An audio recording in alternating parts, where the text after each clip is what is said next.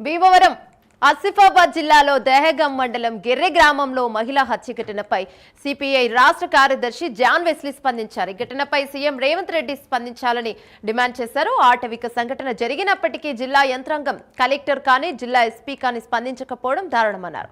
శ్రావణి కుటుంబాన్ని పరామర్శించారు. హత్యకు పాల్పడిన వారిపై కేసు నమోదు చేసి అరెస్ట్ చేయాలని డిమాండ్ చేశారు.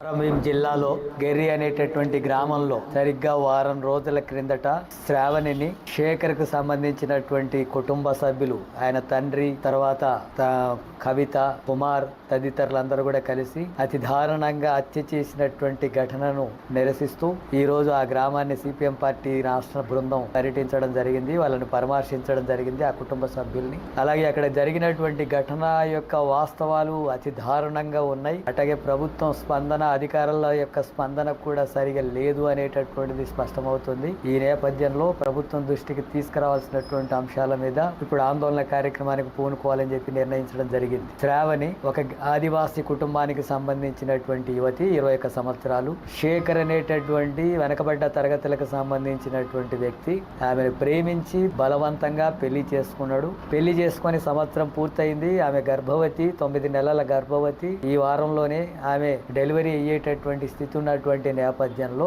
ఒక ఆదివాసీ నిరుపేద కుటుంబం, ఆమెకు ఇల్లు కూడా సరిగా లేదు, భూమి లేదు, రెక్కల కష్టం మీద ఆధారపడుతున్నటువంటి కుటుంబం అది. అట్లాంటి పేద కుటుంబానికి సంబంధించినటువంటి యువతితో పెళ్లి చేయడం అనేది తండ్రి వ్యతిరేకించాడు, శేఖర్ తండ్రి. అట్లాగే ఆ కుటుంబంలో వస్తున్నటువంటి వారసత్వం రాకూడదు అనేటటువంటి ఒక రాక్షసత్వంతో దారుణంగా శ్రావణిని ఇంట్లో పడుకున్నటువంటి సందర్భంలో